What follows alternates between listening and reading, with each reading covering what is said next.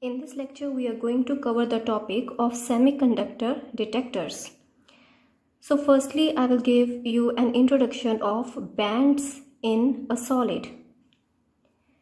So if you will take an atom, if you consider an atom, we know that there are atomic orbitals present in this atom, and the electrons in these atomic orbitals have discrete energy. But what if these atoms come together? If large number of atoms come together, the atomic orbitals start splitting. So this you have already studied in the subject of chemistry, that when large number of atoms they come together, the atomic orbitals start splitting into molecular orbitals. So as atoms come closer to form a solid, as atoms come closer, atomic orbitals start splitting into molecular orbitals. Now, in a solid, let's suppose there are capital N number of atoms. Means capital N number of atoms have come together to form that solid. So if N number of atoms come closer to form a solid, then each atomic orbital of the atom splits into N molecular orbitals. And these molecular orbitals will be having different energies. So when N atoms come closer, each atomic orbital of every atom splits into N molecular orbitals. And these molecular orbitals will have different energies. And as we know that in the case of solid, capital N is very large. The number of atoms in a solid, they are very large. So the number of orbitals which are formed, the number of molecular orbitals which are formed, they are also very large. As you can see that every atomic orbital, so in an atom there are various atomic orbitals, and when atoms come together, each atomic orbital will split into N molecular orbitals. And as capital N is very large, so the number of molecular orbitals that you will obtain will also be very large.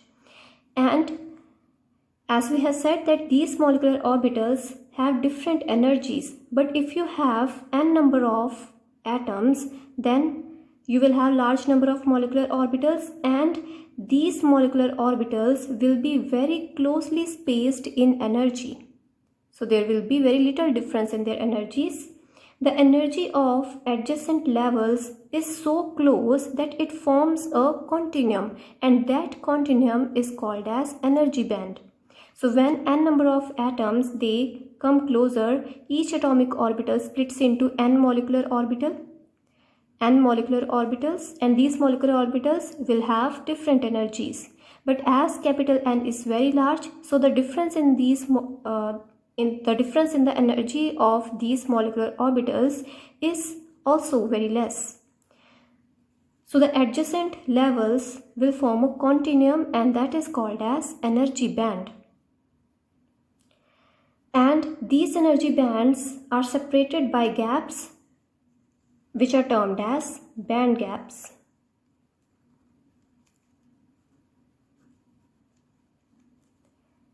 But in a solid, there are only two bands which are of our interest. So we are interested only in two types of bands. One is the valence band. And this is the band in which outer shell electrons are bound to the lattice. So there will be outer shell electrons, and these outer shell electrons, they are bound to the lattice, and these electrons are said to be in the valence band. So the energy associated with these electrons bound to the lattice, these outer shell electrons bound to the lattice, the energy associated with these electrons is said to be in the valence band. And then there is another band which is above the valence band, that is conduction band.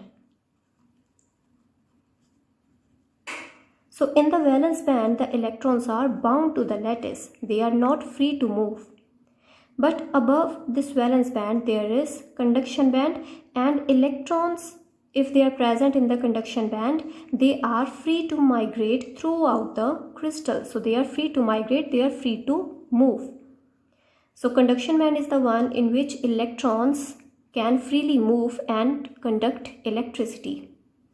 Now, these valence and conduction bands are separated by band gap, which is also termed as forbidden gap. Forbidden energy gap. And the size of this band gap determines if the solid will act as a conductor, an insulator, or a semiconductor. Now, if the band gap is approximately 0, then the solid will act as a conductor. The electrons in the conductor are free to move.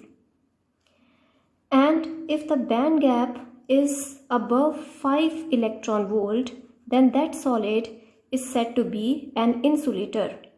So the electrons, they require high amount of energy to go to the conduction band and conduct electricity. But these electrons, they cannot go to the conduction band as this energy gap is very large as compared to the semiconductor and the conductor. So the insulators are said to be poor conductors of electricity. Then in between the properties of conductor and insulators, we have another types of solids which are called as semiconductors. And the band gap or the energy difference between the valence band and conduction band for these solids is in between. So this is a typical range, and the range is from 1 to 3 electron volts. So as you know that for the case of silicon, the energy gap is 1.1 electron volts. So the energy gap for the case of semiconductors lies in this typical range of 1 to 3 electron volts. And examples of semiconductors are silicon, germanium. So these are the conventional semiconductors. Now these semiconductors are used to detect the ionizing radiations, and those detectors are called as semiconductor detectors. So first of all, we are going to see that what are intrinsic and extrinsic semiconductors. So there are the semiconductors which use just an intrinsic semiconductor for the detection purpose, and we also have another type of detectors, the semiconductor detectors, in which we use p-type and n-type, means we use extrinsic semiconductors for the detection of ionizing radiation. So the semiconductor detectors are of two types. First is crystal detector. So in this we use the semiconductor in its pure form, means we use an intrinsic semiconductor. So you can take either silicon or germanium. So those are called as crystal detectors which use intrinsic semiconductor. And the second one is junction type detector.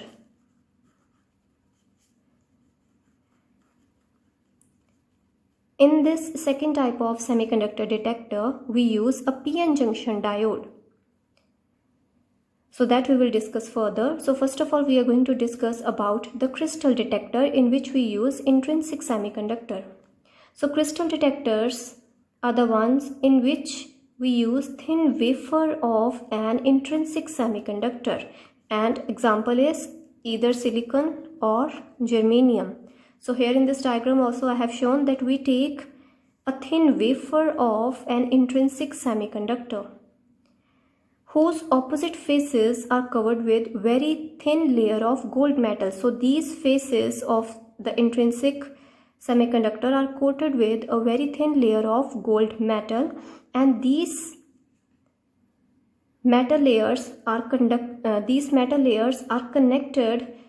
to a DC source. So you can see over here that this side of the metal is connected to the positive terminal, and the other opposite side of the metal means I am talking about this thin layer of gold metal which is coated on the opposite faces. So this lower end is connected to the negative terminal of the external DC source, and here we have a load resistor across which we will obtain a current pulse when an ionizing radiation will enter this semiconductor. So in this case also, we will obtain a current pulse when an ionizing radiation enters this intrinsic semiconductor. So what is the working? How does this thin wafer of an intrinsic semiconductor helps us to detect incoming ionizing radiation? So let's say some ionizing radiation enters this intrinsic semiconductor. So as we know that in the case of intrinsic semiconductor, we have a valence band and there is conduction band, and in between these two we have band gap. Now in the valence band we have electrons which are bound to the lattice, and when these electrons absorb energy from the incoming particle, so this ionizing radiation has some energy, so this is some energetic particle entering the intrinsic semiconductor. So these electrons which are present in the valence band of this intrinsic semiconductor, they absorb energy from this ionizing particle and they go to the conduction band. So let's say if this electron absorbs some of the energy of this particle, after absorbing energy it will go to the conduction band and then it is free to move. So in the conduction band these electrons are free to migrate throughout the crystal. So when this electron jumps to the conduction band by absorption of energy, then in its place it will create a vacancy, and that vacancy is termed as a hole. So this is electron which is the negative charge carrier, and this vacancy which is created by this electron in the valence band, this is termed as hole, and it is said to be a positive charge carrier. So in a semiconductor we have conduction due to both electrons and holes. Similarly, other electrons in the valence band would absorb the energy from the incoming radiation and jump to the conduction band, and in their place they will create a hole. So you can see that with the incoming ionizing particle, due to this particle, electron-hole pairs are created in this semiconductor. Now as we have applied external voltage, we have applied positive terminal to this end of the semiconductor and negative terminal is applied to this lower end of this semiconductor. So if electron hole pairs are created over here in the semiconductor, these electron hole pairs will move under the influence of the electric field which is applied. So we have applied external voltage, means we have applied electric field between these two ends of the semiconductor. So these electrons and holes will move under the influence of external electric field. So these electrons, they will flow in the circuit and they will give a current pulse across this resistance R. And this current pulse which is obtained across the resistance RL, this is further amplified and recorded using counting device. So there is some electronic circuit attached across this resistance which amplifies and records the current pulse. So if you get a current pulse, means some ionizing radiation has entered the detector. So this is the working of crystal detector in which we use intrinsic semiconductor. So this is a pure form of semiconductor used. So when ionizing particle enters, it generates electron-hole pairs. So electron-hole pairs are generated, and these electron-hole pairs move under the influence of electric field which is applied in between these two ends of the semiconductor. And hence you obtain a current pulse across the resistance. At this resistance RL, you will obtain a current pulse which is further amplified and counted using various electronic circuits. Now there is one drawback of using the crystal detector. So as we know that these electron hole pairs could be created using thermal energy also. So in this case, if you obtain a current pulse at this resistance RL, means some ionizing radiation has entered the detector. But let's say if no ionizing radiation has entered and this intrinsic semiconductor is kept at room temperature. So when this semiconductor is kept at room temperature, due to thermal energy, electron hole pairs could be generated, because this energy difference is from 1 to 3 electron volts. So for the case of semiconductor it is 1.1, and for the case of germanium it's 0.6 electron volt. So due to thermal energy also, electron hole pairs could be created, and these electron hole pairs will move under the influence of the external electric field, and in that case also we can obtain a current pulse at this resistance RL. So if no ionizing radiation has entered, then also you can obtain a current pulse, and that is called as background noise. So in these intrinsic semiconductors, this is the main drawback, that at room temperature electron hole pairs are formed due to the thermal energy, which gives pulses of random sizes at this resistance RL, and these pulses of random sizes are called as background noise. And to avoid this background noise, this intrinsic semiconductor must be kept at low temperature. So if you are keeping this intrinsic semiconductor at room temperature, then without any ionizing radiation also you will obtain a current pulse, and that is the background noise. But in a detector, what do we want? We want to obtain a current pulse only when an ionizing radiation enters, so that we can detect that ionizing particle. But if without the incoming particle, if you are obtaining a current pulse, that is called as background noise, and to avoid that, this semiconductor must be kept at low temperatures. The next type of semiconductor detector is junction type detector. So in this case we use a PN junction diode in reverse biased condition. So we have studied about intrinsic semiconductors. Intrinsic semiconductors are pure form of semiconductors. That is, it can be silicon or it can be germanium. So those are the conventional semiconductors. So let's say you take one block of silicon and another block is also of silicon. So you have two intrinsic semiconductors over here. So in the case of intrinsic semiconductors, we have a conduction band and we have valence band. So electrons are bound in the valence band. So in both the cases, we will obtain the same thing. Now these are the intrinsic semiconductors. Now to obtain p-type and n-type of semiconductor, we add impurities. So let's say in this first block of silicon, you add trivalent impurity. So trivalent impurity is like boron and aluminium also.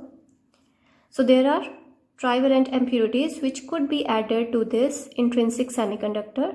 So what happens is that due to the addition of this trivalent impurities, the majority charge carriers in this block of silicon will be holes. So the concentration of holes will increase as compared to that of electrons. In the case of intrinsic semiconductor, so if you have just silicon, in this case, the electrons and holes, they are in the same quantity. But if you do doping, you add trivalent impurity, then the concentration of holes is more as compared to the electrons. So in this case, majority charge carriers are holes. And by addition of this trivalent impurity, we get acceptor sites close to the valence band. So this you might have studied in electronics. that we obtain holes, and these lie close to the valence band. And if you add pentavalent impurity to this intrinsic semiconductor, for example, if you add phosphorus, so in that case the majority charge carriers will be electrons, and those will lie close to the conduction band.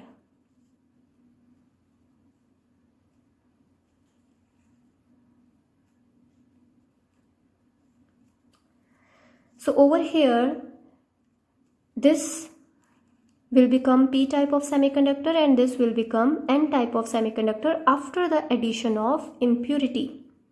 Now let's diffuse these two types of extrinsic semiconductors. So let's say if you take a p-type of semiconductor and you diffuse n-type over it, so you obtain a p-n junction diode. So in this p-n junction diode, on the left hand side you can see I have drawn holes in more concentration. So there would be electrons also, but those will be the minority charge carriers. So the concentration of holes is more over this side, and this is the p-type semiconductor. So on the right hand side we have n-type of semiconductor, and in this case the concentration of electrons is more, so there will be holes as well, but their concentration will be less as compared to the electrons. So when you have diffused these two types of semiconductors, so close to the junction, the charge carriers, the electrons will start diffusing towards the other side. So electrons will start drifting towards the other side and they will start recombining. So electron hole pair will start recombining as you have diffused n-type semiconductor over this p-type. So close to the junction, the charge carriers will start recombining. So let's say if this electron, it diffuses and it recombines with this hole, so over here you will have lack of electron. So here you will get a positive ion. So a positive ion will be left at this site. Similarly, at this site also a positive ion will be left behind. Whereas on the other side, the electron, when it recombines over here, so there is excess of electron. So over here you will get a negative ion. So in the case of p-type semiconductor, close to the junction you will get negative ions, a layer of negative ions, and for the case of n-type semiconductors you will get positive ions close to the junction. So this layer which is formed, this is called as depletion layer. So there are no charge carriers which are present over here. As you have diffused n-type over this p-type, the charge carriers recombined and now there are no charge carriers in this layer. So this is called as depletion layer. So this is devoid of any charge carrier. There are no charge carriers present in this layer, and hence it is called as depletion layer or depletion region. Now as you will forward bias this junction, the depletion layer width decreases, and as you reverse bias this p-n junction diode, the depletion layer increases. Now in the case of semiconductor detector, in this junction type detectors, this depletion layer is used for detection purpose. The ionizing radiation is made to fall on this depletion region, and as the ionizing radiation falls, it enters this depletion region, it collides with the ions and it creates electron hole pairs. So there is a transfer of energy and electron hole pairs are generated in this depletion region.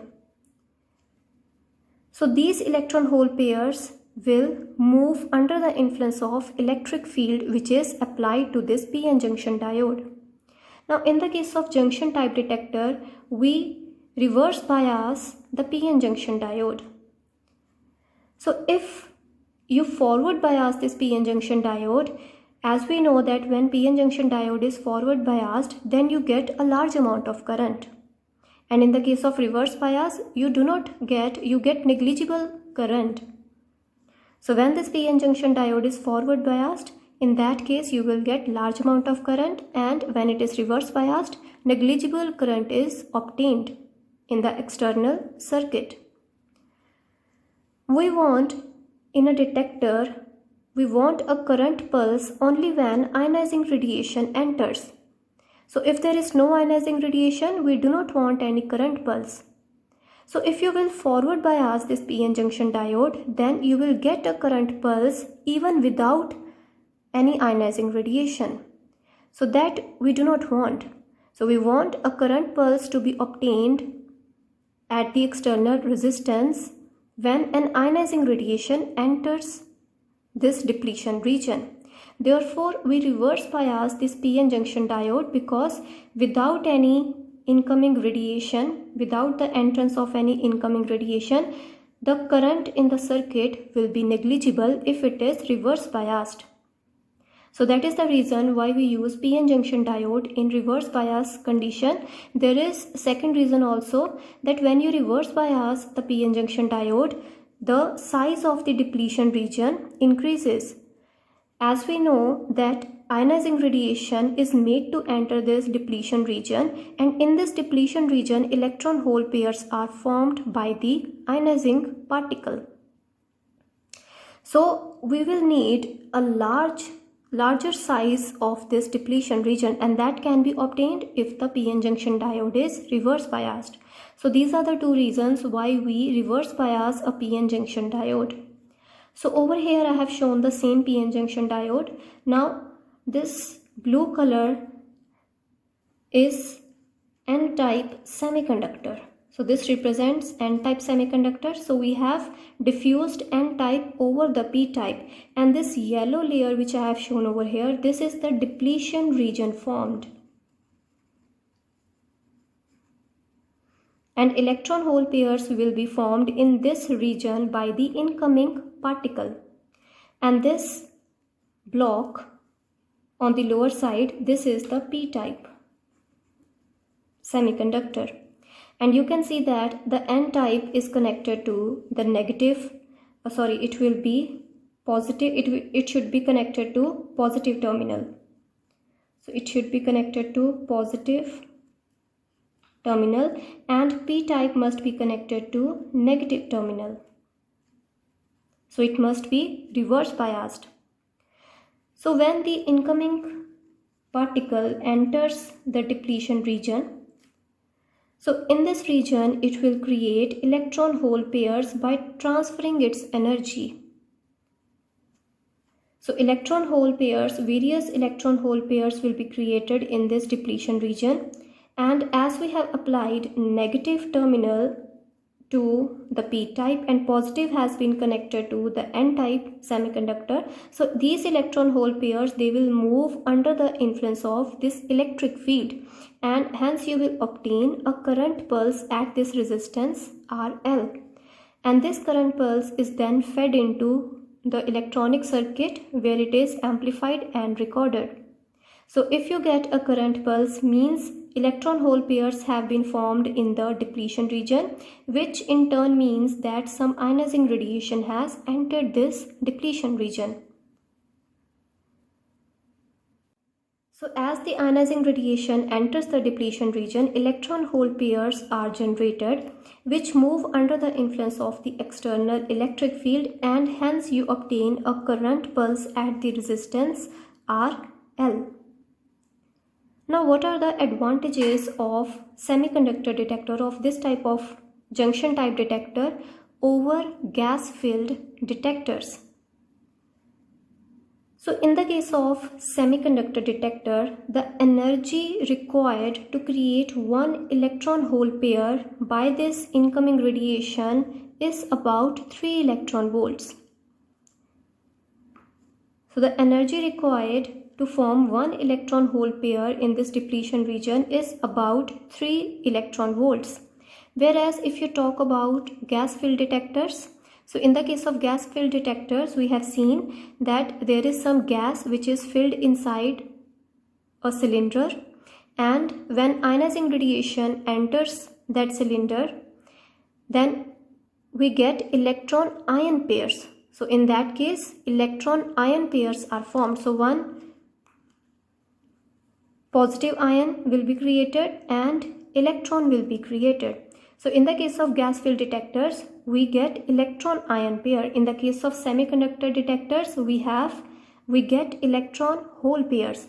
Now the energy required to form one electron hole pair is about 3 electron volts, whereas the energy required to form one electron ion pair in the case of a gas is about 34 electron volts. So you can see that energy required to form one electron hole pair is far less as compared to the energy required to form one electron ion pair. So in the case of semiconductor detector, you will get a higher current pulse for same energetic particle. So let's say if you have some gas filled detector and alpha particle enters this detector. So alpha particle, as we have studied in the previous semester, that energy of the alpha particle lies in the range from 4 to 9 mega electron volts. And let's say the same alpha particle enters this semiconductor detector and its range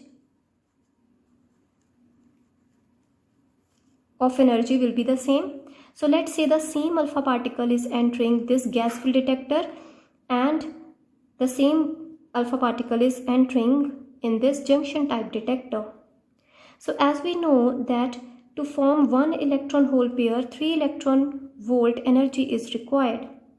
And to form one electron ion pair in this case, 34 electron volt would be required. So that's obvious that for same energetic alpha particle, less number of electron ion pairs will be formed in this case as compared to the electron hole pairs. So energy required to form one electron hole pair is far less as compared to the energy required to form one electron ion pair. So that's obvious.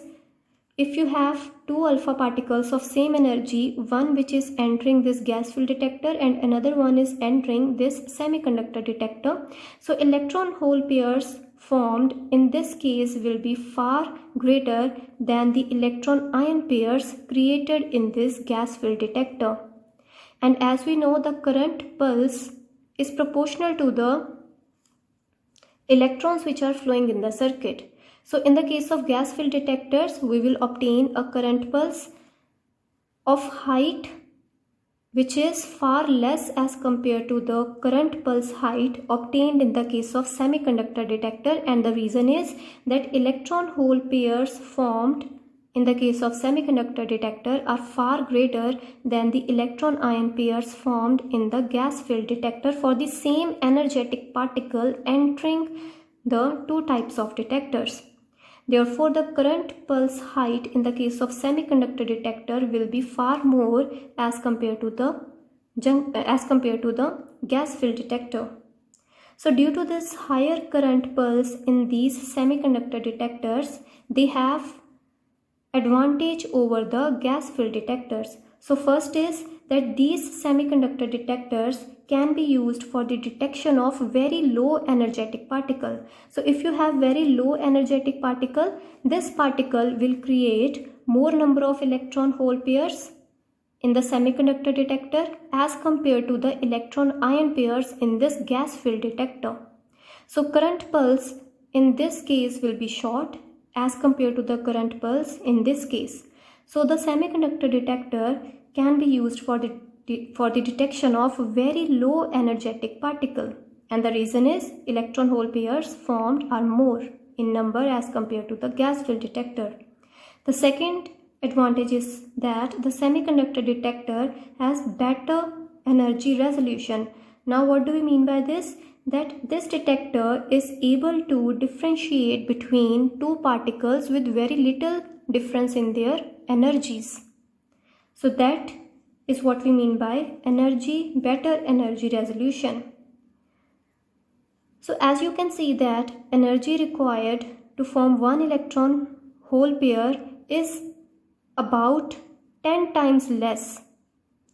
So energy required to form one electron hole pair is about 10 times less as compared to the energy required to form one electron ion pair in the case of gas field detector. So obviously the current pulse that you will get, that would be 10 times more in the case of semiconductor detector as compared to the gas field detector.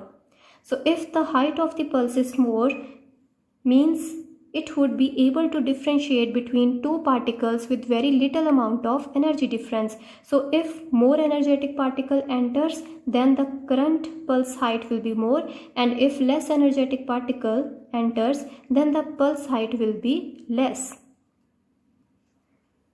And the last advantage is that the semiconductor detectors, they are small and compact, as we have seen that the junction type detectors, in this case we use a PN junction diode, and the PN junction diode can be used of very small size, whereas in the case of gas field detectors we take a container, a cylindrical container is taken and is filled with gas. So these gas field detectors, they are of larger size as compared to that of these semiconductor detectors. So these semiconductor detectors are small and compact.